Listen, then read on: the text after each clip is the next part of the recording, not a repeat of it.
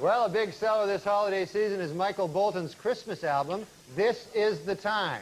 Happy birthday, Jesus. Hope you like crap.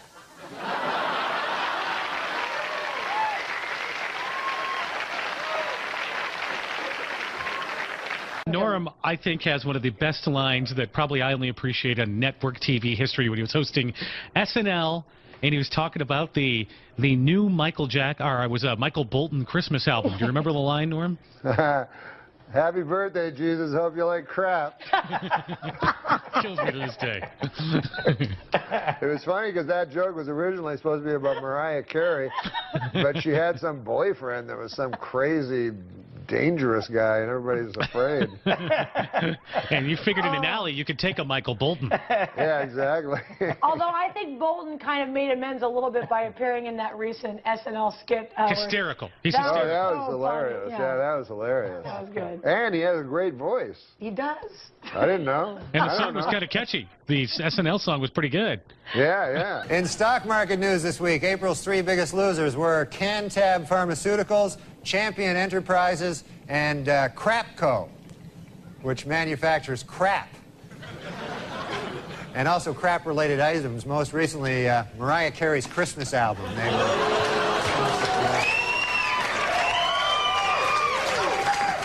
Kenny G has a Christmas album out this year. Hey, happy birthday, Jesus. Hope you like crap.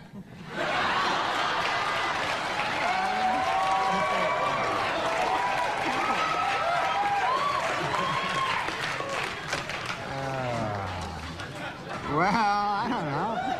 Playing in a music store in New York this week, Kenny G set a world record by holding a saxophone note for 45 minutes. While he did warn spectators that it would be quite boring, it should be noted that it is every bit as boring to hear Kenny G play different saxophone notes for 45 minutes.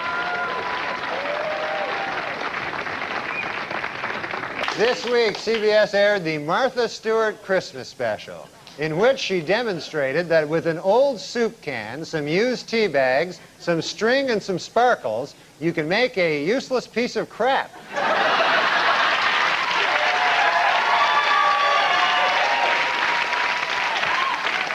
Martha Stewart is here, and she wanted me to tell you, don't let the busboys clear your table off tonight, because a little later Martha will come up here, and she's going to show us how to take those old discarded fish bones and make a beautiful birdhouse.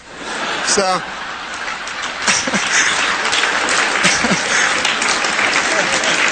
That's nice.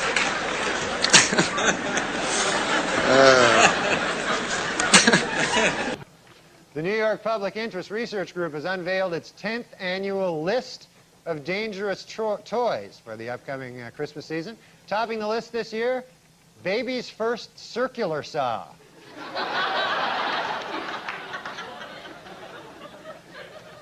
Well, the annual list of most dangerous holiday toys is out. Number 1 this year, Mattel's Eye Poker Outer.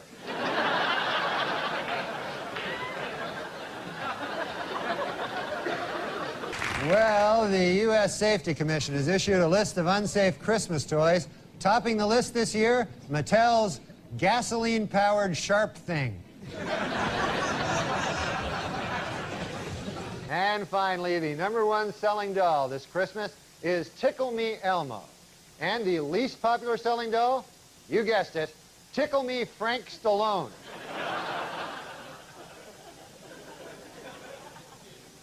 Jesus.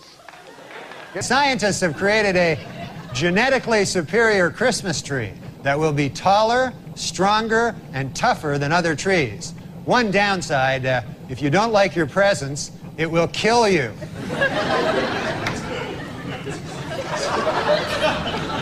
It's a hell of a downside there. And finally, this Christmas, Santa Claus will be starting a new look at up-to-date shopping malls around the country.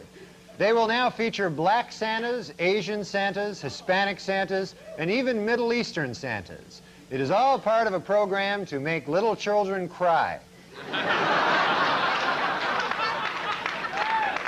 And finally, next week, Christians everywhere will be celebrating Christmas, or, as people born on December the 25th call it, screwed out of a present day.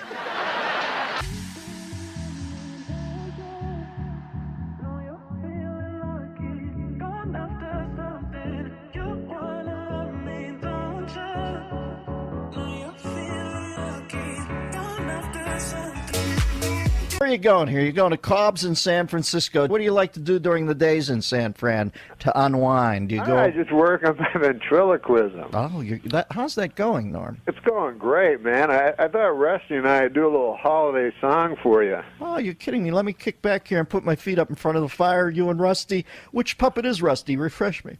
Rusty's just my friend. You know, I'm having a lot of trouble with my cranky old man. I don't know if you remember old Alec Majerison, the virulent anti-Semite. Yeah, sure, I remember. What, are you kidding me? I have a plaque commemorating my first meeting. I'm trying to get rid of that guy because you know he's a Holocaust denier. That's no secret. He's an enthusiastic Holocaust denier, and I've had it up to here with this character. You know, the man, he's just a waste of wood. But I don't know what to do. One of my Jewish friends suggested that, why don't I just throw him in a fire and burn him? But I say 2 wrongs don't make a right. We're not here to talk about that. Let me get Rusty out here. Rusty, say hello to Dennis. Hey, Dennis, how are you? Hey, Rusty. What? Hi, Rusty. Hey, who's the dummy here, me or you? It's me. It sounds like it's you. I'm sorry, Rusty. Let me give you my man voice. Hey, Rusty, how are you doing? Yeah, dummy. Hey, come on now, Rusty. That's ridiculous. Calling Dennis Miller a dummy on his own radio program. Now, can I jump in here for a second and tell you, here's how crazy Norm is. I'm sitting here believing that he actually has a puppet. Like, it's not enough for him to fake the puppet act on the radio and over the phone. You did pull out a puppet and have it on your arm right now, don't you? Of course I have my pal Rusty here. Yeah. What do you boys have planned for us today, Rusty, Norm? We're going to do a song according to this dummy. Would you stop calling me that? You're the dummy. You're the dummy. Now listen. We're going to do a song, a beautiful song. Why? By the way, Rusty, what are you doing for Christmas? Are you going to see your family? Oh, sure. In my family tree, it's an actual tree. Okay, now that's just ridiculous. You're actually overlapping dialogue here, Norm. You're not even putting a second between you and the puppet's voice. Now, Rusty, are you ready to sing that song with me? Sure. There you go. Okay, I'll start. Here we go. Rudolph the red-nosed reindeer had a very shiny nose. And if you ever saw him, you would say that he was a drunk. Hey, come on! Well, that's ridiculous. What the? Come on now, don't ruin this. This is a classic. I'm sorry. All right, now let's continue. Then one foggy Christmas Eve, Santa came to town. Rudolph, with your nose so bright, have you been drinking some bathtub gin? What? Okay, now that's enough. That's way beyond the pale. Stop it, Rusty. Stop. I wish you'd kick the bucket. Like what? Kick the bucket. What are you talking about? You said pale. Bucket. It's a synonym. Okay. Yeah, that's right. Okay, now that's ridiculous. You're the dummy. Okay. Stop. I'm sorry, Dennis. This is going nowhere. This is ridiculous. I apologize for Rusty. I can't go on with this. This is just an abuse to the whole idea. All right. Now, what separates Rusty's old man voice from the old Holocaust denier's voice? Give me that voice. You don't hear from him, do you? Well, I know Rusty's just wetted the palate for a little more puppetry. I swore I'd never use this guy. It's like the Stones doing "Sympathy for the Devil" after Altamont. There we go. Thought I'd see you play that. Alec, how are you? Mm-hmm. I'm okay, I guess. Yeah, I suppose. What do you think of this Christmas? What do I think of it? I'm not going to celebrate no holiday where a bunch of bearded New Yorkers killed our savior. Hey, come on now. You're going back in the case. I'm sorry, Dennis. Oh, Norm, Something like that you would didn't happen. quite have control of the posse today, but I realize it's the holidays are amongst us, and that they're a little petulant this time of year. I can never keep these guys under control. Norm, you are an absolute wild man. Wait a minute. I didn't hear what he said. Don't move. What is going on? No, I didn't hear what he said. I'm sorry. What did you say, sir? He's not very funny. Who? So, what do I give a fuck?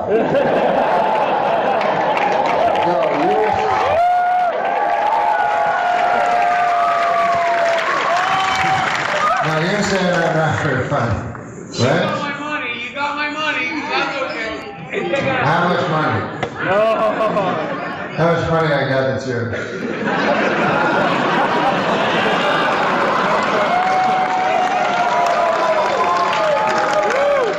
No, honestly, I don't care. How much? Well, a couple bucks. Are you alone or you just by yourself? When I'm with someone. So, 8 p.m. He's not alone, unfortunately.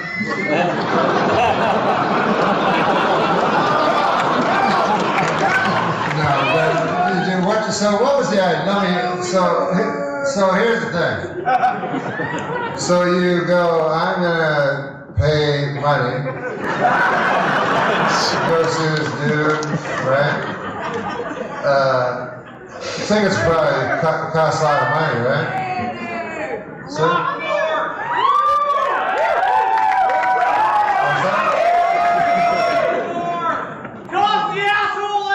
no, that would be an awful thing. That would be an awful thing. That would be a terrible thing to do. No, I just want them to understand what exactly happened. So,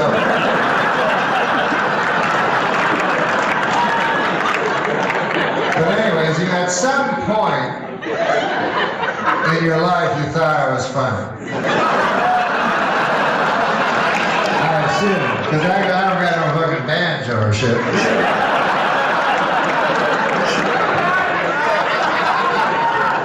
So at some point in your life, you thought I was funny, right? Weekend update, baby. Weekend update. That's nice, thank you. So then, have you ever seen me do anything since Weekend Update?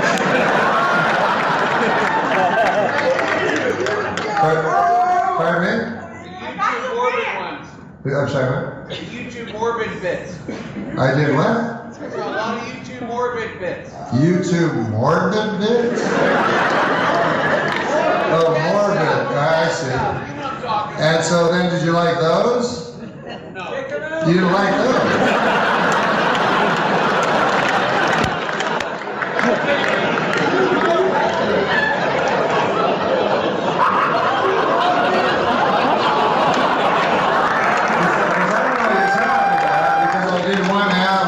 Specifically about death. Is that what you mean?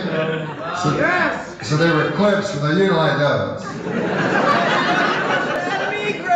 So then you said, I'll come here to this show. You said that you were better. You weren't doing the morbid stuff anymore. Yeah, I'm not doing the morbid stuff anymore.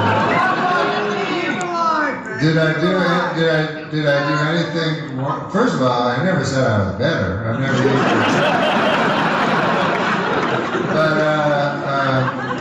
but have I done anything morbid, do you think? No, Norm, I love you, baby. That's why I'm here. So shut up. Why you tell him shut up? He should say he loved me. Well, that's nice. Thanks, man. That's cool that you love me. Because it's cool to love someone, even if you don't think they're fine. You know, you should love someone even if even if they disappoint you.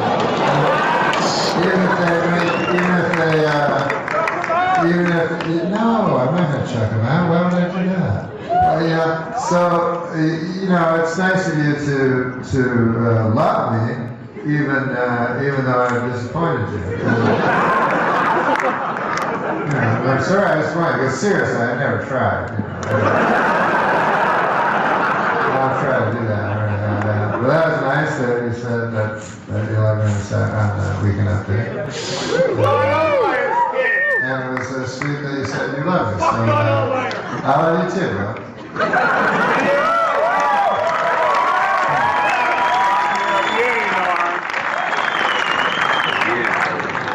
Oh, man, alive. We got through that all right.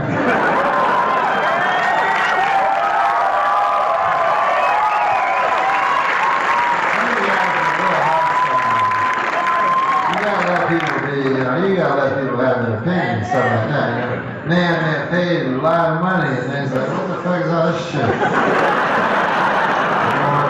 Shit. I didn't really feel that more good. Love you, Norm. You rock, Norm. Where's Adam? But let's do a morbid thing.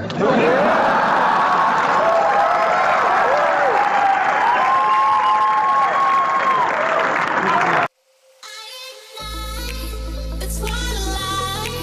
I've been back. My headlights, my flight, but you're right.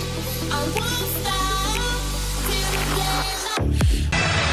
Well, thank you very much. I'm very excited to be here, and I was asked to host the ESPYs this year. Yeah, hi, that's my name, Espen. Thank you. Thank you.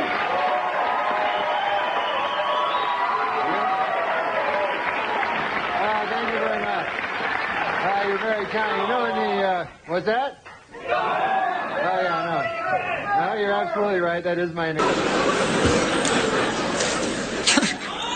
What's that? Guy yells my name for no reason. Hey, Han. I got a great Norm one for you that I heard. They told me I was just at Governor's. Yeah, Norm goes, this is Norm MacDonald. This is an actual joke of Norm MacDonald. It's not mine. I'm not doing Norm MacDonald's joke. I'm sharing how funny Norm MacDonald is with the listeners. He goes, abbreviations fascinate me, One I really like is ID. Like, hey, Gary, Louis Goldman, you got any ID? That's a great abbreviation, because I, the letter I, that stands for I. Then the D, That's true. That stands for dentification. What the H? I think the D is doing all the heavy lifting there, That's an abbreviation for one of them, But put that joke in somebody else's hands, and it's corny and tacky. Norm MacDonald was just on David Letterman. I heard he cried. He was so upset. He cried, and it was really beautiful. Yeah. But he had a great joke about I don't know if you guys are here. He goes, I got no problem with North Korea. I never lay in bed. They try to scare you on the news, He goes, but I never woke up North Korea. I hope they don't get me, And nobody really laughed, but did you hear Letterman cackling in the background? Uh-huh. And you realize it's just with Norm, it's all you are being fucking played. When you think he's bombing, it's all a big setup to the fucking. In a year, he's gonna have the perfect special ever. You might as well sit with Norm and just keep a smile on your face because you don't know where you are in the joke. He goes, I'm not afraid of Iran, or Iraq or North Korea. I'll tell you a country I don't like. It's Germany. I don't know if you guys are history buffs, but at the beginning of our last century, Germany decided to have a war against the world. And what's weird is it was close. You think it'd be 5-minute war, but it was actually it was almost tied. And about 50 years go by, and Germany goes, hey, let's have another war against the world. And they almost won that one, too. Because you would think everybody in the world would go, hey, Germany, we're not going to let you have a country anymore. Who are you, Mars?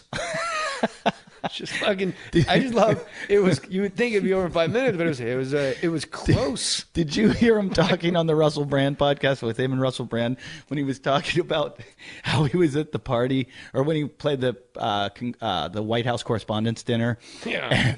And Larry Flint said, I'll take care of you. Right?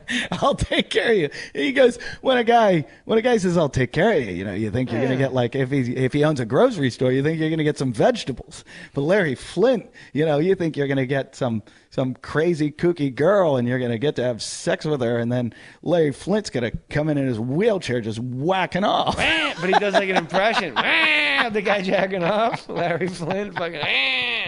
That was an amazing experience watching Russell Brand and Norm MacDonald, because in my opinion, I think you and I are kind of together on this, two of the most beautiful human beings, comedically, aesthetically, just to look at. Like, you just look at Norm, you kind of can't stop looking at him. Like, people go like, hey, Norm, but like, nah, if you look at Norm MacDonald, if I just showed you a photo of Norm MacDonald, you know who he was, and I'm like, oh, you don't remember this guy from the Cary Grant movies? You wouldn't go like, no, what? Like, he's gorgeous. And like Russell Brand, people like write him off. Norm on his video cast, he's got this running thing where he'll like explain like a serial killer, and he just draws everybody in. And it's not until you see like 2 years, it's like a joke for him and Adam Egget. Mm-hmm. And it's like, hey, this guy, I've been in Ontario. I'm an old chunk of coal, Anthony, but there was a man murdered his entire family. When the police got to him, his wife's innards were soup, like a stew. He was eating his bride, you know. And then he winds up killing a few policemen and takes a few children, and there's a crawl space. I know what this crawl space is. That's where I mean, this guy sounds like a real jerk. That's the whole punchline. Yeah. But it goes on for like 8 minutes just so he can go, I mean, this guy sounds like a real jerk. But we all had to pitch to Lorne, and then I realized early that I would pitch all like my real ideas and like I wanted to impress everybody, and I would give like, and then this happens, and then this is the joke, and then this is, and the big twist is this. Right. So then when it got to the table for table read in front of like 40 people, no one laughed because I did the sketch in the room. And then I realized like a couple months in, there was the art of the fake pitch. And like Kevin Nealon and Norm MacDonald, it was like a contest every week to see who could come up with the fucking weirdest fake pitch that the host believed was actually happening. And the rest of the room we all knew it wasn't. Lorne knew it wasn't. That's awesome. But I remember like Kevin Nealon every week would do 2 fake pitches and go, also I have this idea where you live at the top of one of those runaway truck ramps, you know, in your house all the way up there. And it's like dinner time. A truck comes flying through your house, man. And the host would go, yeah, this is funny. I mean, but every week. And we would all just be laughing so hard. And the host is looking around like, yeah, that is funny, right? But we're laughing because the host is a fucking moron.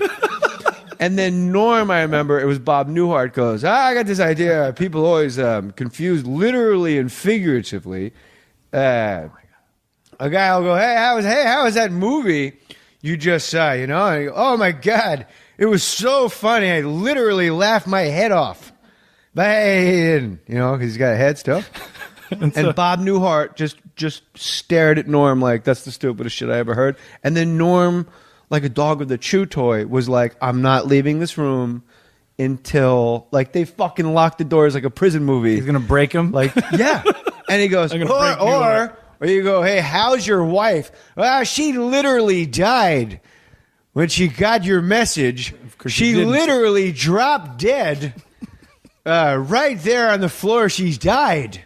She literally died, and he's moving like closer. Did Newhart break at a certain point? Yeah, eventually he just fucking won. And then that week, Norm did a sketch where he was Charles Kuralt, and he was the only. It was just Charles Kuralt alone talking to camera, and we're all like in full Charles Kuralt makeup, unrecognizable, and you're like, how the fuck do you... Like, his fake sketches were better than anything I ever actually got on air. He's amazing, isn't he? He's an amazing guy. He is amazing. He's a super funny comedy, guy. I got heard for like 2 years. I'd go to a comedy club and they'd go, yeah, Norm was here last week. It was pretty fucking weird, dude. And I'm like, what? And my wife and I would like... go like, what's going on with, like, I hope he's okay, you know? And then you see his Comedy Central special. Perfect. Right. So the joke's on everybody across the country. Like, yeah, he was really weird. He's got these other guys following him. Every town had a different, like, I think he was super high. And another town's like, he really gambled. And another town, he came in with 19 men. Like, weird, like that strange. Like, he made us bathe. Like, he had to be bathed, or he wanted something for his feet. And then just, you see his Comedy Central special. Perfect. My father died. My grandfather died. My great-grandfather died. To the best of my knowledge, he's dead, I come from a long line of death. And you're just like, this is perfect comedy. So, however it works for you, I guess. Yeah. The best sketch that never got on the air in my entire time at Saturday Night Live, which is only 40 episodes, was Norm MacDonald's game show, Name 2. Hey, Jimmy. Steve Allen is in the Guinness Book of World Records, rating over 4,000 songs for that new car. Name 2. Name 2 of who? Steve Allen is in the Guinness Book. Now, Kate Bush is in the Rock and Roll Hall of Fame ballot, for being a Rock and Roll Hall of Fame worthy lady. She's written over 600 songs. Name 2. Ding, ding, ding, ding. Name 2. What a great fucking sketch. That's a great sketch. Why didn't it get on? I'll read your book. Who knows? I don't know why. I'll read your book. I was driving from Quebec City back to Montreal, because when you do that festival, the Montreal Festival, I would get too drunk, and I'm like, I need to get out of here. I don't want to be I just don't want to be the drunk comedian anymore. So I was like, I'm gonna go to Quebec City during the day and have a day. And I was driving back to Montreal to do shows that night, and I was listening to Norm's album just called Me Doing Stand Up, and I fucking had to pull over so I didn't crash my car. No room for improvement. No, I almost crashed my car. I was laughing so hard. It's 16 ounces of water in like a 10-ounce glass, Yeah. and it never just like. I was like, my this grandfather died, my great-grandfather died. Yeah. My father, he goes on. I come from a long line of death. Yeah, no, it was And, like, it was the that cancer, part. it's a He's draw. like, everybody's afraid of a terrorist. Yeah, it's your heart is what's going to attack and kill you. Like, your heart. And the funniest joke is when he goes, the only way to stop your heart from attacking you is to attack your heart with a defibrillator. We're not doing this justice at all. And No. it's funny because like people that don't just get it, you're not going to convince them. No. By sharing it. You just got to listen to that album. So funny. What was it like? Hey, he lost his long battle with. Finally lost his battle with courageous battle with cancer. Yeah. All right, but if he dies, the cancer dies. That's a draw. Yeah, it's such a good. Or like alcoholism's not a disease. Like my uncle's got bowel cancer. I have Yeah. searing pain. What are your symptoms? You're real happy. Sometimes I meet somebody else's disease and we fuck. You heard you had a great Norm story about taunting Chris. What's his name? I forgot his name. Man, I'm old. Where you can't think of names. The guy, you have rage, because you're gay. Chris Titus? No, on Saturday Night Live. I don't. Chris Kattan? Yeah. Okay. And he's listen to his great story of doing Norm taunting Chris Kattan. Right. So your story is about another guy that has a story about a guy who has a story. That's what you're going out on. That's your closer I know. here. I've been quoting. Hey, Jim told a story about Norm, who had a story about Chris Kattan. You should ask him about it. That's your fucking big. That's your story. Wow. Yeah, I don't have big endings, but yeah. He again. You know what I get mad when people are great. Instead of going, Rob Bartlett's a great guy. Wonderful man. Wonderful. One of Artie the nicest Lang. guys. One of the hardest working. Rob Bartlett is in like the choir in a Broadway He got show. me on Imus without and then asking. he does Don Imus. Then he tried to get me on Opie and Anthony without me asking. Artie Lang, what a sweet guy. Artie, a legendary episode of this podcast was in my hotel room in New York with Artie. Oh, I listened. They to brought it, up yes. pots of coffee, and you could tell who the two addicts in the room were. My wife's just sitting there relaxing and smoking. Artie and I are having like a coffee contest. It wasn't until like 6 cups in where we realized, oh, why don't we just slow it down and actually just relax? Yeah. Oh, he had a great Norm story. When he's, he had a great story. He was opening for Norm in San Francisco, and Norm goes, hey, we're in San Francisco, so don't do any of that fag shit, And he's like, what? And he goes, San Francisco. There's a lot of gay guys here. They live here in San Francisco. So just when you go up there, don't do any of that fag shit. And Artie's like, all right, like didn't plan on it. And then Artie does 20 minutes. Norm goes up and goes, hey, what's with his AIDS? They say it's like the worst disease in the world, But I saw on the news today, AIDS does not discriminate, and that's nice. Oh no! So I don't know why is it so bad. Hey, don't do any of that fag shit. So maybe if Norm was on the set of Suddenly Susan, he could be like, "You're a homophobe. You're not holding Maddie's hand. You're just on the wrong shows with the wrong he people." would taunt me. Go, yeah, look at Stoller. I can't believe you were bullied by Norm Macdonald. What do you be? Why don't you believe that? Because Norm is just like the unicorn. Like nobody really has conversations with Norm, let alone. He would kind of, well, he would. I'm going to kick your ass, Fred. No, not threaten to beat me Me and up. Billy Joe Shaver. not threaten to beat me up, but just kind of like teasing you a lot. I know you're at the end, but him and Cato were friends, and they would just be him assholes. and who? Cato Kalin, the biggest piece of shit. So Cato watch the Kalin? Hilardi thing. We talked about it. No, yeah. I didn't. I fell asleep. I was on late. That's not because you were boring. I mean, him and Norm were best friends. He was Norm's lifeline. Hey, Cato Kalin. They were friends. So and they would Cato play Kalin tennis. would heckle you too?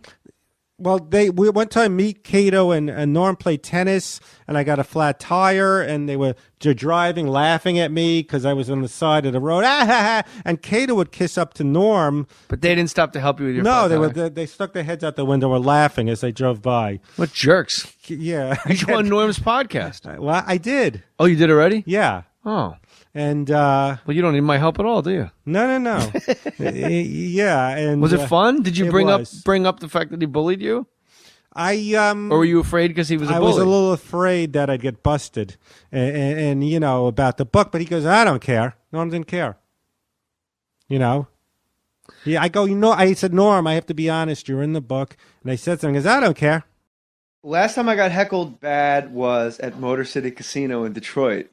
And I was doing Norm Macdonald. But the thing about the Norm Macdonald impression is you're at the Motor City Casino in Detroit. Hey, man, So- I'm down. I love the D. Yeah.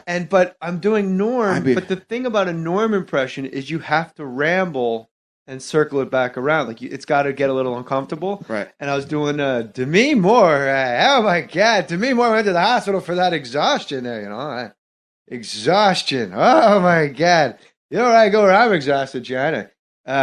Home. Whenever I'm tired. I never went to the hospital. And it's this whole long thing about being on a construction site. And me and my friend John and Eric, like, hey, what do you say after work? We go to the emergency room to rest, And I just keep going and going. And like right next to me, like right there, she goes, what the fuck is he talking about? And I go, there's always one cunt, And I did it in the impression. And that person emailed me on my website and said, I was the cunt. I'm sorry, funny. but I was really confused. Oh, and everyone explained to me what was happening. Tell us about Norm stealing your jacket. Well, when I did Norm's show, this denim. When I saw Artie Lang, goes, "Hey, that's a great." Well, I'm doing Norm. You know how you do Norm. Someone did Norm. It almost sounds like Bob Dylan. Hey, how you doing? Yeah, and growing in the wind. Yeah, Fred Stoller. I saw Norm. It was kind of sad. I saw him. No, I heard him on Mark Maron's podcast, WTF, and he goes, "Yeah, all these people do impressions of me, And I'm like, "Oh my God, I sound like a fucking retard." And I'm like, "That's not how I sound." And then now every time I do Norm Macdonald at the Melrose Improv, I'm like, "He's fucking here. Watch, he's here, and he's like super aware of the fact." Oh my God, Fred Stoller wrote a book, And I'm the antagonist, apparently. I stole his jacket, I'm like, hey, Fred. I really need those jackets. Hey, tell us about that jacket, Fred. When I did his show, I knew him a little bit, but then he heard that I was playing tennis. Hey, let's go play. So people don't know who Lori Joe is. I don't know how to explain what she is. His assistant. And she was the writer's assistant when I was on Saturday Night Live, so Lori Joe. We joined. She paid for some tennis club right by Warner Brothers. You worked there, I'm sure. Yeah. You did Jay and Mary? I think I hold serve, Hey, how's that be doing, man? But this is how pathetic I am. I fantasized being on this podcast. Herpy. And fantasize Jay doing Colin Quinn going, yeah, Stoller's got a book. Him, Leon Roth, and Philip. Yeah, Stoller. That's what we want to read. Philip, Hey, Fred, why don't you just tell everybody how Norm took your jacket? just real literature. Oh, You just Stoller. keep going around in circles instead of telling everybody. Jay's like, tell us about how Norm stole your jacket. And it's like 10 minutes later, you're like, yeah, tennis club. Okay, yeah, I what don't is he need to talking tell. about? I don't need to tell the whole Like tennis story. Yakim Noah is in the corner going, even I don't like tennis as much. Jesus, Fred. So basically. basically, all right. Long story short, as the late Warren Thomas would say, Too it's late. Too late for that. I like how you credit that one guy, Warren Thomas, like that was his. No one else. Nobody, no, only people that age and younger. Well, he's the one who I learned that from. Okay, so Lori would pick us up, and I left the jacket in a car. He didn't go premeditated. I'm going to steal that denim jacket. It looks nice, but I left it there, and I didn't have the money now. Now I wouldn't care about buying Sinatra recommendations, denim jackets. So he said, Norm, I said, Norm, I want my my denim jacket. Yeah, you and that jacket. I go, Norm, it's a new jacket. That's not new. And he just, he would taunt me. I go, Norm, yeah, that's a shitty jacket. So I made, and I was supposed to. Wait, so why does he have your jacket? I'm confused. Lori would pick us up and play tennis. Right. So, so I left it there because it got hot. We were playing tennis or in her car? I guess in a car. And then he just assumed it was his, or she took it. Yeah, he didn't go, ooh, a jacket, DT. Right, like a but cartoon. then every time you asked for it, he just completely downplayed it like you were... He'd go, I'd wave his hand in disgust. You and that jacket. Fred and his jacket, Yeah. Why do you want that jacket? So really? Yeah, he was a bit of a bully. He would taunt me. You know what I always say with Norm? He wanted to be like how Stern had, Larry, the mentally challenged guy, because you can't say, hey, elephant schmuck, Rippy boy, and Lori was Robin. Wait, laughing. is this one of your basketball leagues, or is this? I can't. This is the expansion team. That's funny. They can't get on the regular mentally challenged team. Mr. Rippy and Elephant Schlong. Should I close with Norm, a paragraph from his book about Don Rickles? Yeah, close with that. As Norm. Yes. Okay. Because it is...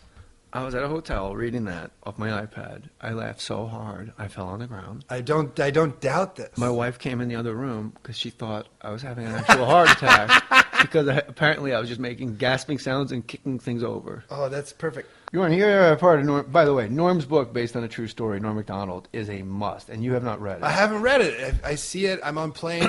It's my next buy for sure. So it's about Don Rickles. This is Norm MacDonald's book. If you want to put a link up at jmmoore.com, since Brooks doesn't sell anything, and a link to Brooks' Instagram at jmmoore.com. Oh, no, you can buy my album. This is cool, right? Yeah, my album's called This Is Cool, right? It's been I out. love that album. Thank you, Jay. It's very Great nice. title, too. What a delight. Thank you. He was a big Rickles fan. He saw him on The Tonight Show his whole life, right? And he's on the set of Dirty Work, Don Rickles to Norm MacDonald. So I approached him the first day in the makeup trailer, and I introduced myself. I said, I just want to tell you, Mr. Rickles, I feel so honored that you'd agree to be in the film, and I thank you from the bottom of my heart. He shook my hand. That's very nice, Norm. By the way, I spoke to the home. Your room will be ready Tuesday. The trailer erupted in laughter, and I felt rage deep in my soul. I saw myself in the mirror, and I saw that my face was beet red. I wasn't on any waiting list for any type of home, as Mr. Rickles was clearly suggesting, I'm losing the impression, but I swallowed my anger. And I was determined to find the real man through my own kindness and love. Mr. Rickles, I'd be honored if I could take you out to one of Toronto's finest restaurants and buy you dinner tonight. I have a better idea, Norm. Why don't you go to a shed in the desert with a rake and go brap?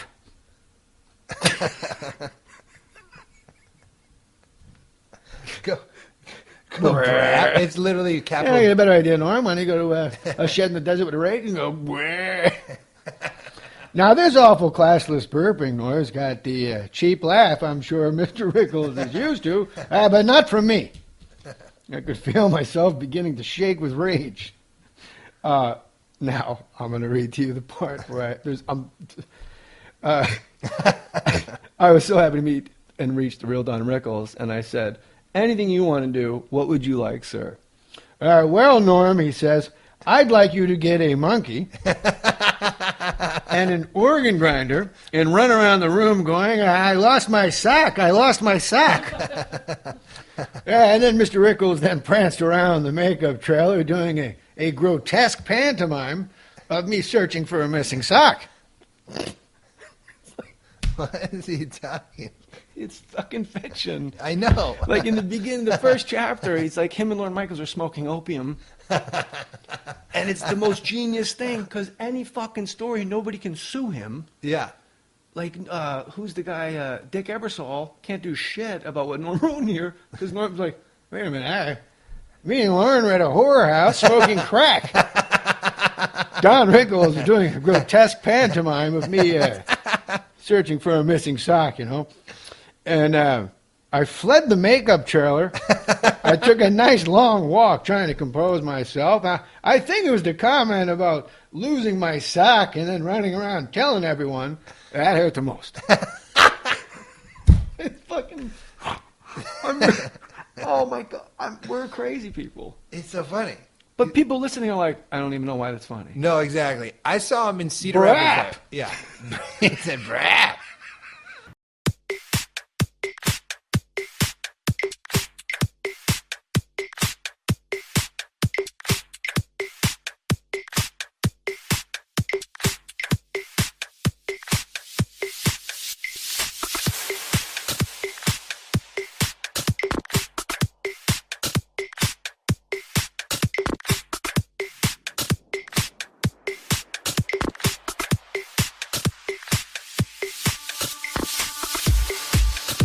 Dirty Work. To my listeners, I challenge you guys to go watch the movie Dirty Work. Dirty Work is pound for pound, one of the funniest movies you will ever fucking see. When I tell you, Norm, listen, when I tell you the humor in Dirty Work was so amazing to me. This world of comedy, this like the not over the top, the conversation side of comedy, where it's about the words, it's about what we're saying. Dirty Work perfected that. Dirty Work, you're wonderful, man. Perfected that. You want to be in the sequel? We're making it. Oh my God, I do a cameo all day. Okay. I do a fucking cameo all day, man. I'm gonna give you the funniest scene for you.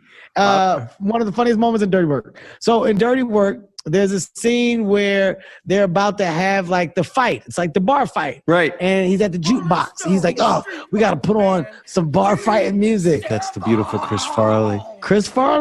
And he puts on If You Like Pina Coladas, and then they start the fight. It's just not the right choice of music for a fight. Clearly, the comedy choice there. But when I tell you, there's so many moments like that. There's so many moments like that in that movie. That's the greatness of Norm Macdonald. It's like, I guess you'd look at it like the old Jack Benny movies. There's something where someone just stands there and shit goes on all around him. And he goes, hey, what's wrong with that dude? Or, hey, homeless guy, here's your $2. Yes, he addresses it. He talks at people with the title of what they would be. Good evening, ladies of the evening. Yes, he's fucking brilliant, man. How did Dirty Works come about?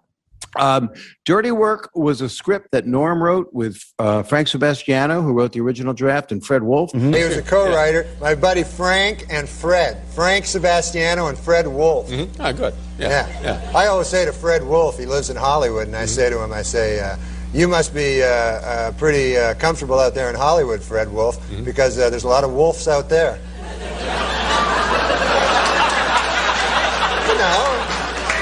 A Hollywood wolf? Yeah, oh sure, yeah. Skirt chaser. A skirt chaser, that's right. And you know what? I'm the first comedian Norm ever saw in Ottawa, Canada when he was 17 and I was 22. Wow. Bob was the first comedian that I ever saw perform when I was a boy, live, and I loved him. I still don't know how he's younger than me, but that's the story. He's sticking to it. And he's sticking to it. He's not letting it go. No, I think he is younger. And so, I don't know. We had a closeness. We just had a thing. And he thought I was the right guy to direct it. You know who directed the movie? Of course you know. You were in the film. Bob, TV blooper, Bob Saget. Bob TV blooper Saget. Yeah, he directed it. Yeah. Can he direct? No, not at all.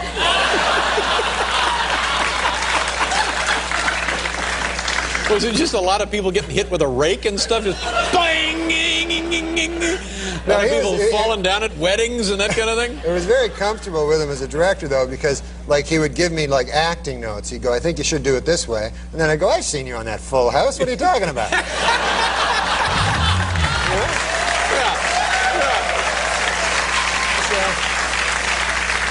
So you hired him to direct the movie so you'd have somebody to push around? Is that what it No, he actually is very, very funny. Yeah, he's a nice...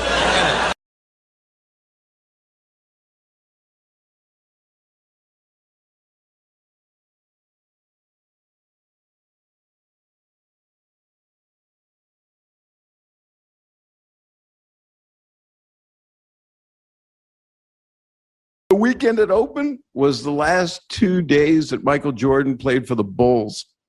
Oh my God. That was like, okay, that's our audience, the 16-year-old kids that watch Norm on Saturday Night Live. But since then, I mean, the praise you just gave it is beautiful, man. And I'm gonna hate for the cameo. I'll come to your house to film it. Listen, I'm dead ass. I mean it when I say truly one of my favorite movies of all time, man. New songs on the radio sounding fake. Prince and Genesis for better anyway.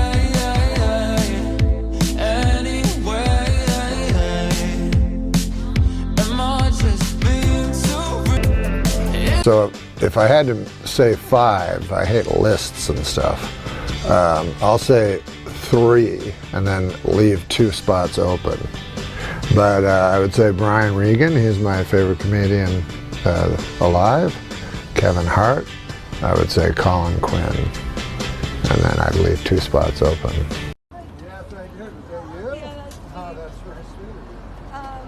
And then if you want to give that to me. Oh, right, you want to do it?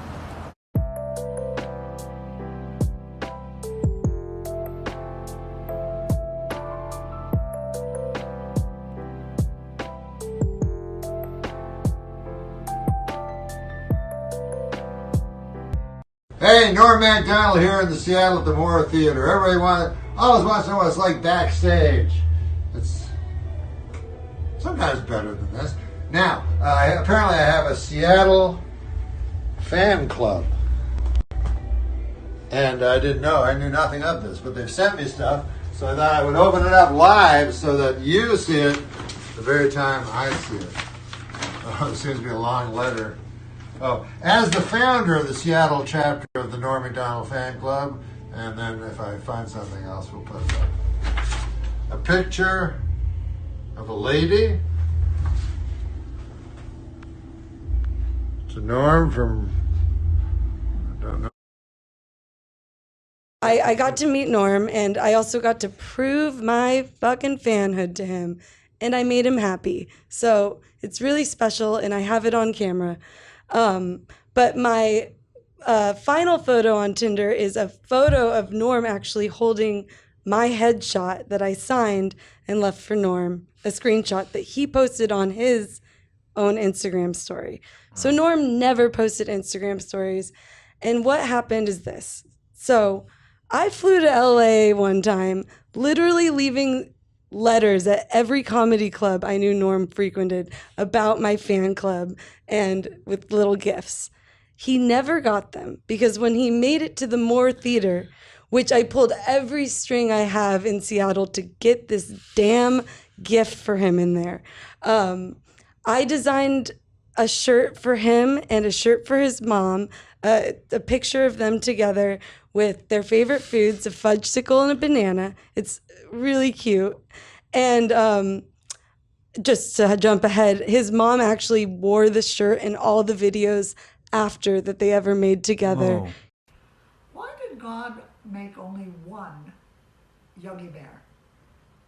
Because when he tried to make a second one, he made a boo-boo.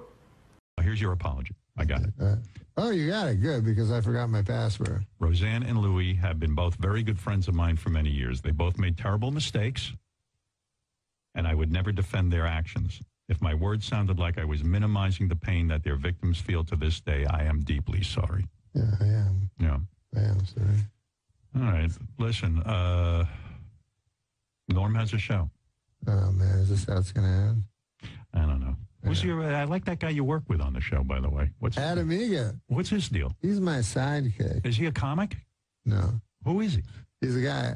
How's he get on your show? I wanted to get a guy because I was like, is he your Ed McMahon, or is he more like yes, Robin, yes, who is yes. really in there No, with no, me? no. and He's not like Robin. No, He's more like Ed he's McMahon. not a strong person. No. You know how Ed McMahon was kind of afraid of Carson and stuff like that? No.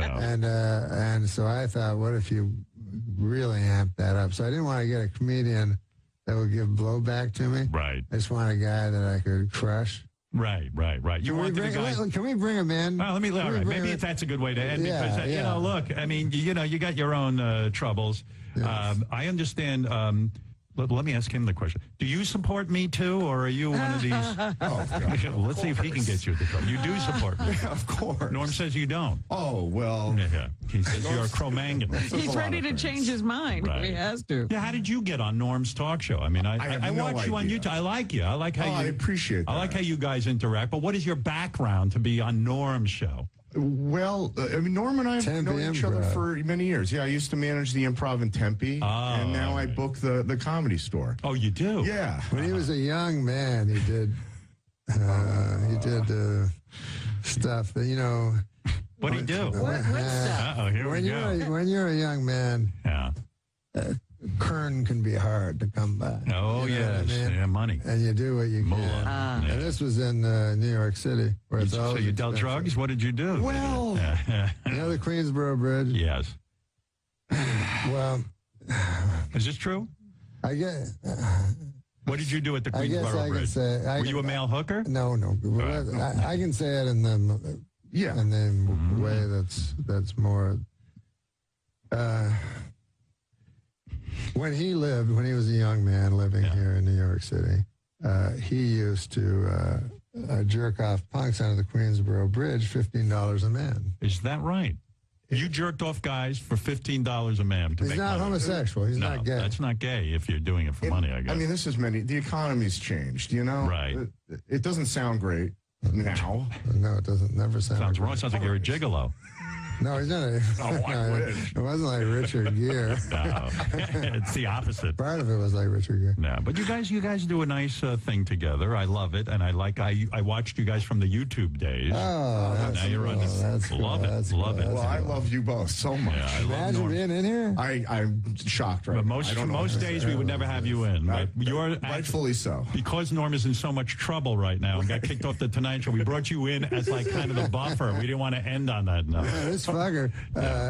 You know, I wrote a book. I put him in the book. Made him a literary figure. Right. I made him a sidekick on a TV show. Jesus. As soon as he gets a little bit of fame, he dumps me for Spade. Really? Is that true? I didn't dump him for Spade. Yeah, you fucking did. No, I mean... Come over here and give me a hand job. And let me see what you got all that money for. Drives. I used to go... Did you use lotion with that or what? I used to go and take him. We go to diners and have fun. And I'd have him open for me on the road. Then Spade shows up. I'll take you to meals. He takes me these meals, got courses and shit. Yeah. I got friends like that. Yeah. They go to the highest bidder. I bet you got Spade. You got Spades. When's the last time you talked to Spade? Honest to God. This morning. This morning. Wow. Yeah. He never told me this. Well, you talked to Spade this morning. Yeah. He's been great. Like, you both have been great. Are you jealous of Spade because he has a friendship with your man? Well, because Spade has a billion friends. Yeah, right. You only have one. What is it, Gary? You know, I met him before. I met this guy before. Spade took him to Ocello for the whole weekend. Oh, no kidding. Yeah, to the hotel, tickets. He did? Yeah. You didn't know? It was motherfucker. I never got to see the Rolling Stones. It was amazing. Yeah. Oh, my God. I took you to the to see Bill and Joe Shaver at the Roxy.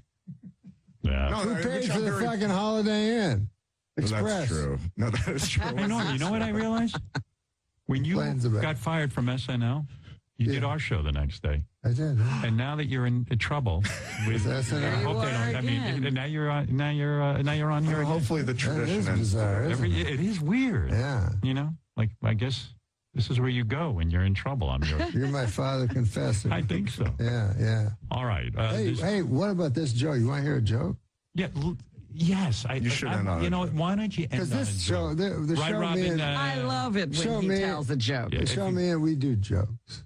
You You know what? what? I know you're in a shitstorm right now. I know there's controversy. What is your prediction, by the way? What's your name again? Adam Egan. Yeah, Adam Egan. I know it. Adam, what is your prediction? Has Norm explained himself properly? Phone spade. Yes. Why don't you go be with your buddy? Look, I think everyone that listened today, I think that they can all see that Norm is clearly really, really sorry about this. And you're upset about it. No, I was up all night. I mean, you just want to make people laugh? Is that what you're saying? I don't hurt people, you know. I've known him many years. He doesn't have that capacity. Robin, really do you think Norm has addressed this situation? I think Norm did a very good job. I do my best. I mean, I'm not a politician, you know, but you're not. You will never run for office. Not now. Norm's guests, by the way, on the show, I'm very impressed with this list. Lorne Michaels, David Letterman, Jane Fonda, fabulous. Yeah. I love her. Yeah, I love her too. Michael Keaton, Chevy Chase. Chevy. Yeah. What did you learn from Chevy?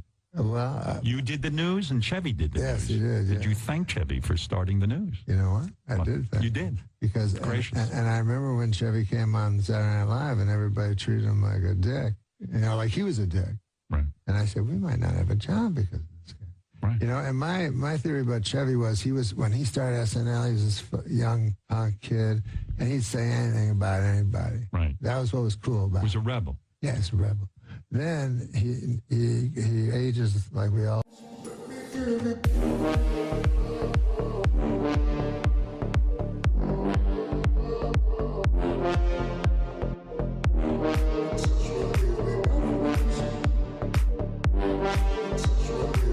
You're great, Did right? Norm ever bring a joke to you or an idea that even you thought maybe went too far? Because he Norm? would really Norm, yeah, yeah. There's actually because he really would push the envelope. You know, there was with Norm.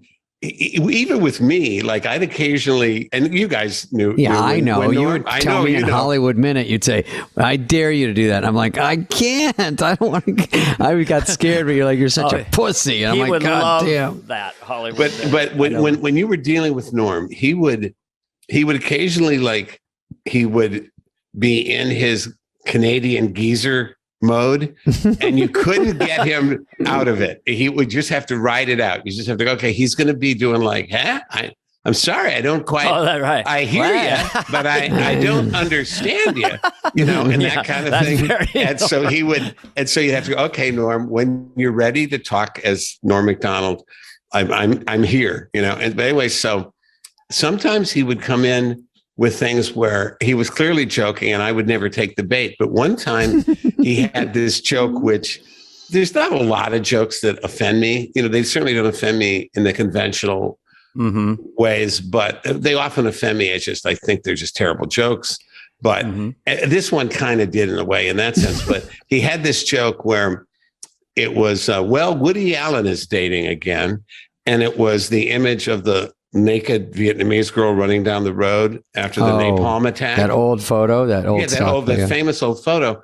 And so my only reaction to that was like, Norm, come on, seriously, you can't. And he goes, no, come on, it's funny. Come on, it's funny. I go, Norm, no, it's not, no. And to this day, I don't know. And I go, Norm, please, if you do that joke in front of an audience, you're going to take down the rest of the show. The next 3 shows will be Rockefeller Center. You cannot do that. You can't. I mean, it'll take the temperature in the studio down 30 degrees. There'll be like ice on people's, beards and stuff. You can't do that. Rioting. No, come on, it's funny. So he and Frank was backing him on it. Frank Sebastiano, one of the best update writer ever, and he he loves it. And Frank was not, I would look over at Frank and Frank was not, he wasn't like winking or anything. And so I go, okay. So we tried it at Dress and it had precisely the effect. I thought it would, although who knows about future shows.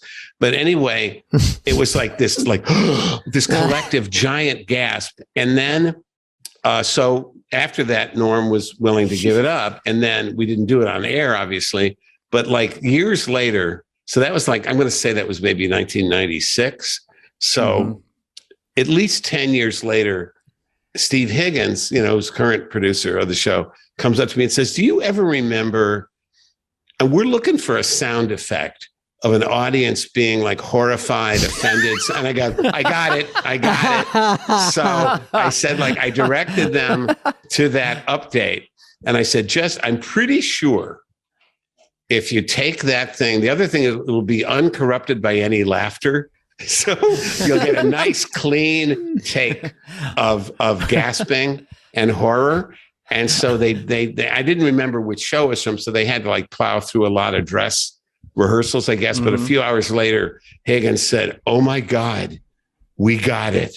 And it is everything you said." So they use it. And to this day, I'm pretty sure they have it like on a cart. So whenever they need the sound effect of something, not just not getting a response, but getting kind of active hate, you know? Yeah. It was that moment. Yeah. Yeah. Is it really my fault? 'Cause you try to hit me with your pity till I can't trust, but I still push on. Got me changing my ways, trying to fix it. After numerous requests, the National Institute of Health has finally granted funds to the University of New Mexico in order to test mice for the deadly hantavirus. Although I'm sure the government would have acted a lot sooner if instead of mice, the hantavirus was killing off rich white guys.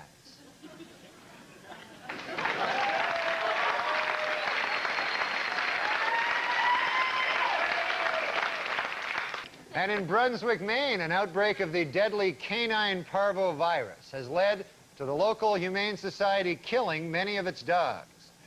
Gee, I wonder if the Humane Society would kill off victims of canine parvo if instead of dogs, they were rich old white guys.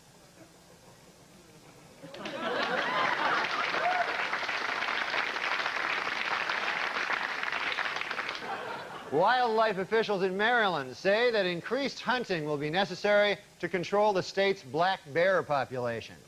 Gee, I wonder if hunting would be the answer if instead of overpopulation of black bears, there were an overpopulation of rich old white men. Yeah. Yeah. Then I wonder. I feel that connection when you touch my body. I know you are something, and I can't ignore it. My friends tell me if I wanna go to the gamble, we'll do my days like. This is cool. So the news, we're going to talk about the news. So we have business news. Facebook founder Mark Zuckerberg is facing a $1 billion tax bill this year. Now that's he pays $1 billion in taxes? In tax. That's a lot of money. Good problem to have, right, Tom? That's not bad. God damn. Absolutely. $1 billion. $1 billion. That's more than my dad made in his lifetime. Yeah. Unbelievable. This guy's carping about that. How old is this guy? I don't know. I think he's in his mid-20s, maybe. God damn. And most of these, I feel these rich kids are unknown. Yeah. You know what I mean? Like he's known because of that movie. Yeah. But I think most of them. I think that these super billionaire guys keep themselves unknown, so we don't find out and go to their house. Oh yeah. Don't He's you probably not the real. You know, he's just sort of like the. You know, there's much bigger billionaires. Do you think there's bigger guys? I think they're living on an island somewhere. Yeah. They're just running everything. Because when you hear about it, how much money the richest guys have. Yeah. Nobody. I mean, I know Sandler. He doesn't have nearly that much money. You know what I mean? And he's the richest guy. And he's super rich. Yeah, if you had, you know, you probably don't want to make a big show. No. Yeah, they probably have the cure for cancer. They're probably selling all the.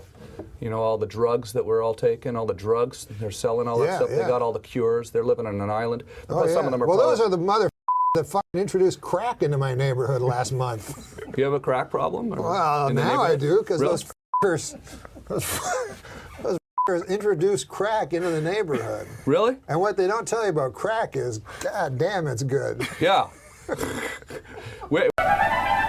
And now we return to Sunday Morning with Charles Kuralt.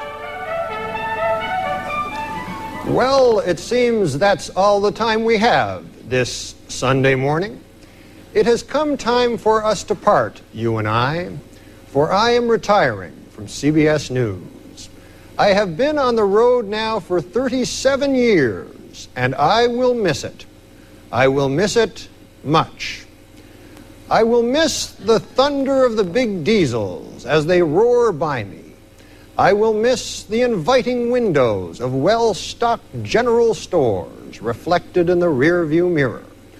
I will miss the sight of young cottonwoods and old rattlesnake nests, of winds that blow and rivers that flow. But mostly, I will miss the sex. For that is what brought me to the road in the first place, so many years ago. The promise of sex with a string of anonymous partners across this great land. And oh, how that promise has been fulfilled. There was Thelma Ober, a frail old woman of 75, whose pumpkin pies have been well known to the residents of Cornwall, North Dakota for years. Every afternoon, Thelma leaves her house and strolls gallantly toward town. And wherever Thelma goes, the birds of Cornwall follow. Miss Thelma Ober is known as the Bird Lady, and I had sex with her.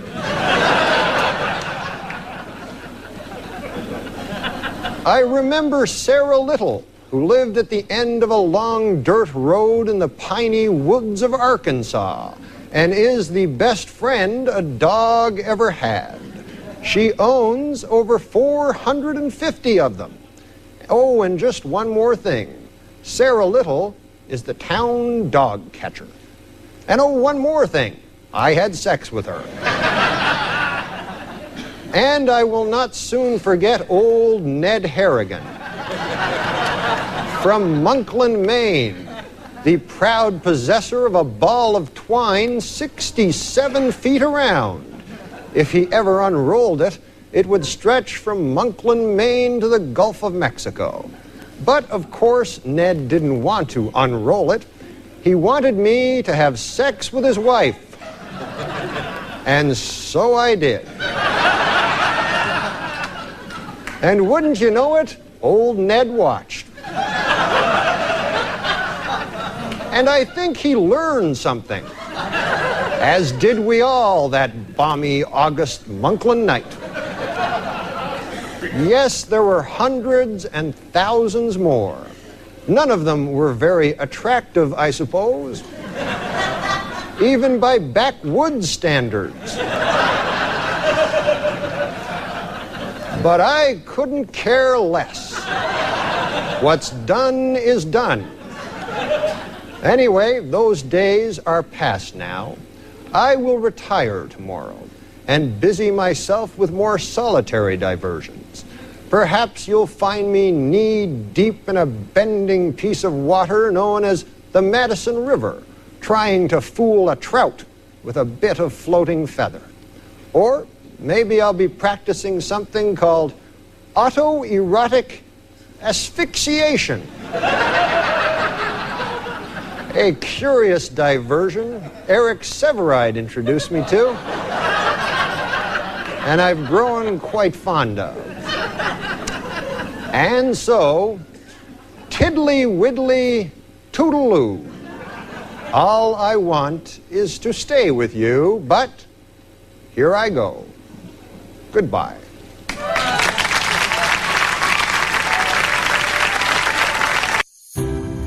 Some days we get closer. Things that we never really needed. Promises that we never thought of keeping safe. I guess it's never over if we never got a chance to break away. Where's Norm? Oh, Shelley. In the 6 weeks you've been gone, he's been under a lot of stress lately, and there's something I ought to tell you about Norm.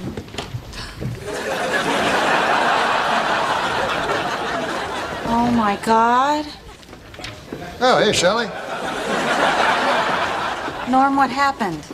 Huh? Oh, yeah, I got a new shirt. You like it? Yeah. Yeah. Plus, I'm a big fat guy now. What's the hardest drug that Norm MacDonald's done? I guess love.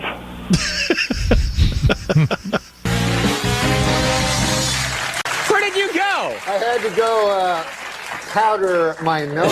Oh, man. I've never seen a guest do that before. I had to go. You ran away during the commercial break. I ran away, I freshened up, I powdered my nose. Freshened up? And then I took a piss in the sink. All right. Why? Why do I ask?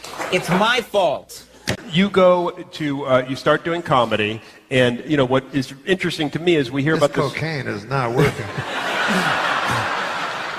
I'm from the time, let me tell you something, Jay. I'm from the time, I remember when pot was something you cooked your eggs in.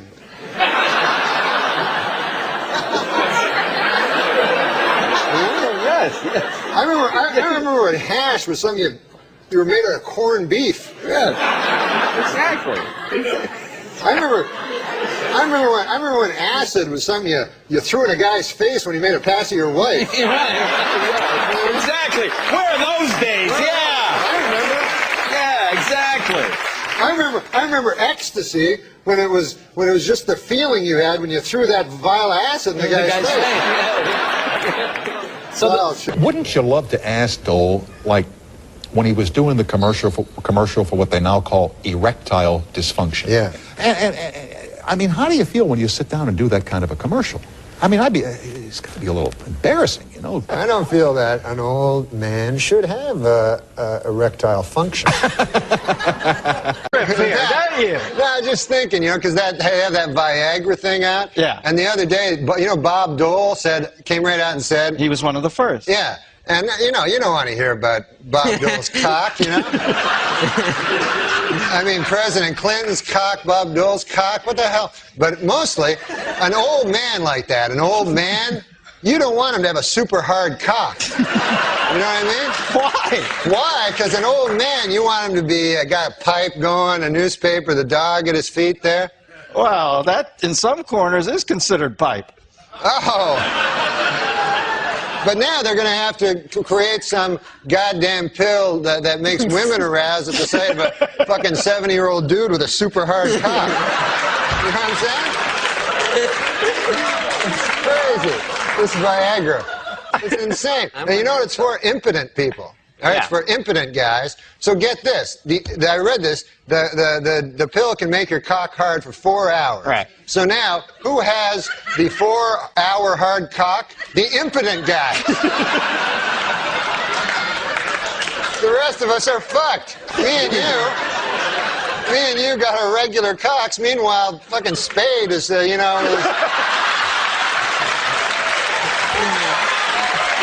Spade. Oh, man. I didn't see it. I didn't see it coming. Dude, I know you didn't. He brought it all around and then a vicious rip kick into his best friend's gut. Once there's too much cock talk, I try to just zone out for a minute till it goes back the other way. If there's too much cock talk, this guy has fevered nightmares all night. Dreams, I mean, like sweaty, fevered dreams from the cock talk that's been all over his head. Why bury me twice? He's killing me. No, he's a good man. That erased it. All right. No, he's a good man. Who cares? After all that, that's the whiteout he puts on. Yeah, I know, it's awesome. After he talks about you doing chin-ups on cock for 18 minutes, he goes, no, he's a good guy. Just backstage, a lot of celebrities back there, man. I was talking to Jerry Jones, the Cowboys owner, and he's disappointed, obviously. Yeah. Well, he's a good guy, though, man. He's talking about rebuilding the team, and he told me, he says, we have to get back to what made us a championship team. Strippers and crack.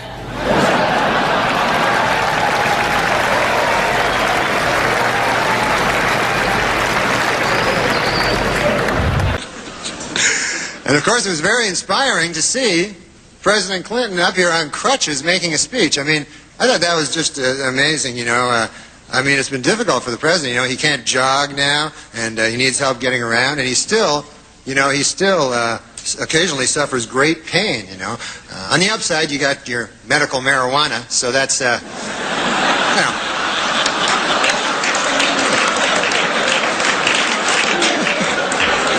You must inhale, sir. It's the only way you're going to get better.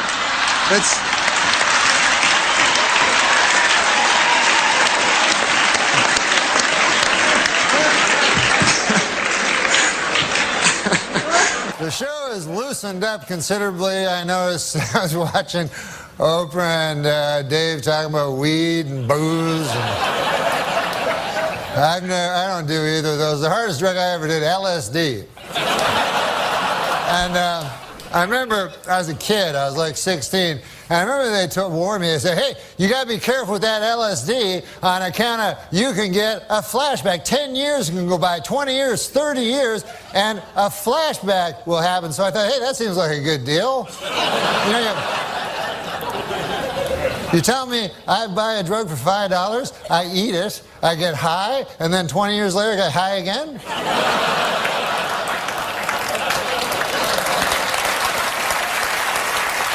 That's not the point. I like to stretch my drug dollar. The point is this. 10 years have passed, 20 years have passed, 30 years have passed, and no flashbacks. What a gyp that turned out to be. Just more horse by the big acid companies, that's all it is.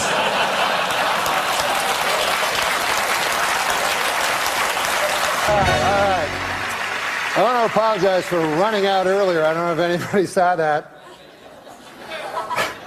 But, you know, these things happen in live TV, and it reminds me actually of a maxim that Christopher Plummer told me many years ago. He said, before a live awards ceremony, do not eat a fistful of LSD.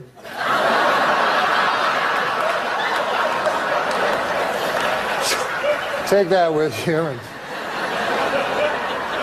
Now, Norm, I remember years ago you told me that you were there for the birth of your son, and I always remember this. And you said that was the most exciting thing you had ever participated in. Do you remember that? Yes. Yes. And then what happened? I took crystal meth.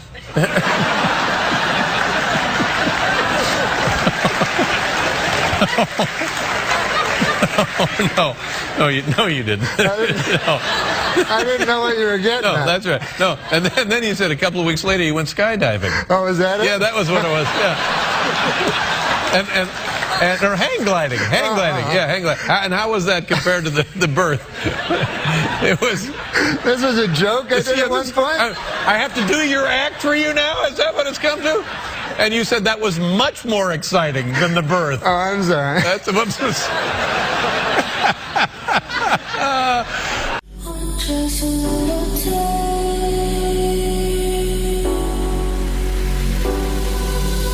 coming down the stairs, just a little space to hold I assume anyone smiling is on meth. Veterinarians in Colorado have reported that marijuana use is on the rise amongst dogs. They say you'll know if your dog is too high if it starts making a really tall sandwich. They like sweets better when they're high. Yes, I don't know. In England, a woman was arrested for throwing a birthday party for her 16-year-old son that included marijuana, alcohol, and strippers. Now she's got even bigger problems. What to do for his 17th birthday. Whatever. The street drug Special K has been found to be an excellent treatment for depression. This according to the New England Journal of Gary Busey. You know, dogs and humans love to run because it apparently gives them a natural high similar to that of marijuana, according to the University of Arizona. Wow. After running what are called cannabinoids, the chemical found in marijuana that gives you a feeling of euphoria, are higher in humans and dogs, and this encourages them to run again. To 7-Eleven for a Slurpee. A Papa John's delivery man has been arrested for allegedly selling more than $40,000 in cocaine hidden in pizza boxes. Jesus. To undercover police officers. This raises an important question. Where is all that pizza that was supposed to go in those boxes? Can I have them to eat? I'm a big fat guy. A Florida University student was caught streaking on campus and apparently told police he was on acid and asked them to cut his dick off. Boy, these kids today are crazy. In my day, we didn't need drugs. We would just cut our own dicks off. Yeah, you didn't need no fucking acid and shit. When did you gain the weight? Well, I fluctuated a lot throughout my life. But how did you gain it? Eating and not exercising. Would that be your natural weight, or do you have to fight that all the time? Well, yeah, I think I have to fight it to a degree. Yeah. And how did you lose the weight? Cocaine. Cocaine? Cocaine. Mostly, yeah, cocaine and other drugs, and a very, very serious depression. That helps me a lot, Dr. Oz. Is that what I think it is? I don't know. Do you think it's cocaine? Yep. Well, you're partly right. It's cocaine, and it's also a lot of baby laxative. So you might a couple minutes. Yeah. I'll be careful, because it burns like hell when the yeah. Uh-huh. Guy that likes games. Here's games. a game that I thought of today. It's called Talk Your Way Out of It. I'm going to give you a situation that you're stuck in, and you're going to need to talk your way out of it somehow. Okay. You meet a beautiful woman. She wants to have sex with you, but she wants you to wear an afro wig. And while you're having sex with her, she's screaming racist shit at you. And then her neighbor opens the door and comes in. He's a black guy, and he's got a baseball bat. So I agree to do it. Oh yeah, you want to have sex with her, so you're I'm doing it. You're willing to wear the black African wig, and she's screaming horrible racist stuff. The guy walks in. He's black, and he's got a baseball bat. He's very angry. He walks in coito, like while we're doing it. Yeah, her door wasn't fully locked, and the yelling was so loud. He could hear you guys from next apartment. He could hear her yelling the N-word and I see. Fuck me. And I got you. And so how do I talk? You want me to talk? Now you got to talk to the black gentleman who's got the baseball bat and talk your way out of this situation. Okay. Hey, bro, let's kill this honky bitch.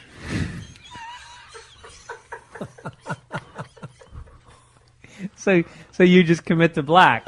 You just go. Yeah, I'm with you. Come on, man. You and me, jive turkey.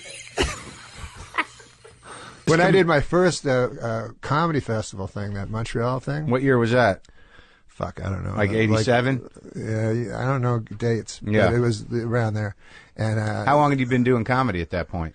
6 months. Oh, really? Yeah, but it was Canada, so we got a home so that was like court thing. In American years, that's 4 years? No, I'm saying because the Montreal Comedy Festival was in Canada, we had a quota to fill. I would never have gotten on it if I was in the States. But so I got my 5 minutes, just wrote. That's the way I used to do comedy. I'd memorize every fucking word. And so I had it all figured out and shit, right? And so then I go there, I meet Sinbad, right? So I didn't know who Sinbad was. And he goes, and he's completely relaxed. I'm all thinking about some sort of one-piece outfit. He did. His hair matched his shirt. Yeah. And they were both orange. Yeah. So then he said, he was just so relaxed, and he said, hey, let's go. I got to get some socks. So we go to this fucking store, right? When we first go into the store, there's no one there. It's a small store. So there's no one there. The lady's in the back. Yeah. So the lady takes a minute to come out. Yeah. And he's like, where's that lady? There's nobody here, And I'm like, yeah. And so he comes out, he gets his fucking socks. Nothing happens, right? So then that night at the gala, I do my carefully constructed material. Yeah. Sinbad comes out. He goes, what the fuck is going on? No, he doesn't swear. He goes, what's going on with these stores with socks? I'm like, holy shit. And then he's like, you go in the store and there's no one there. And then people are agreeing with him. I'm like, what? It didn't make none of it made any sense except that he destroyed and I didn't. That's when I realized that I was missing a whole bunch of stuff, because I guess at first you think you're good and stuff like that. No, you are good, and I think that the fact is, really, if you were to look at it in another way, that if people are able to do an impersonation of you, that means you have a defined style. Whereas, like, I guarantee you there's not a lot of people that can do Sinbad, though you did just do a pretty good one. I was trying to do it as unracist as possible.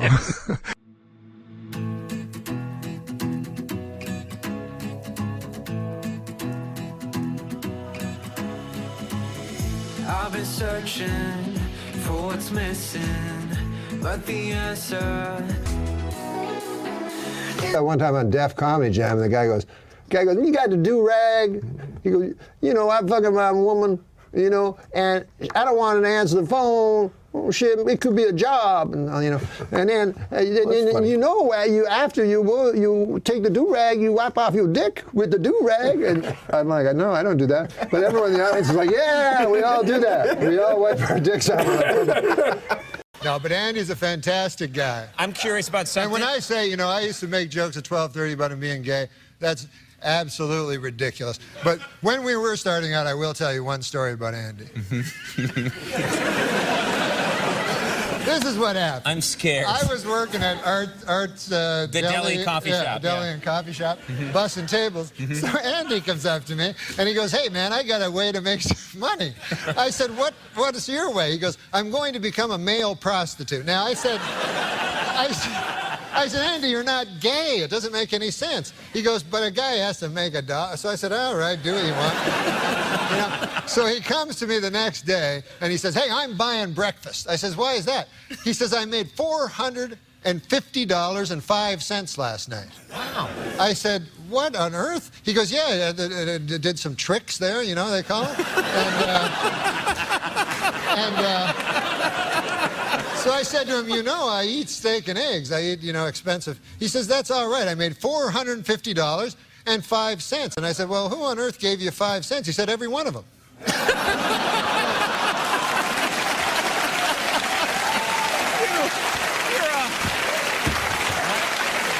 Good God, you're a horse's ass. I was concerned. That's simple arithmetic. That's 9,001 dues.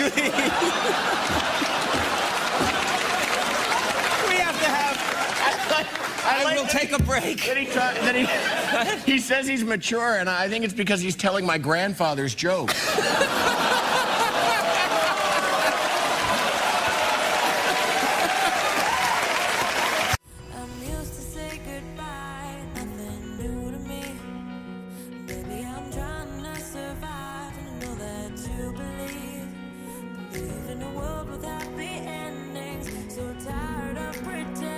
Let me read you something that was posted on our message boards from someone who claims to be a member of a known pedophile network.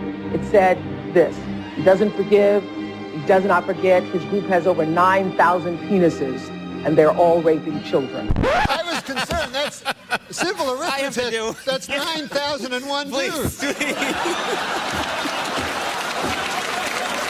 As they say, politics are local. Apparently, you guys have a little history because you used to be the manager of this is my trusty sidekick, Adam Egas.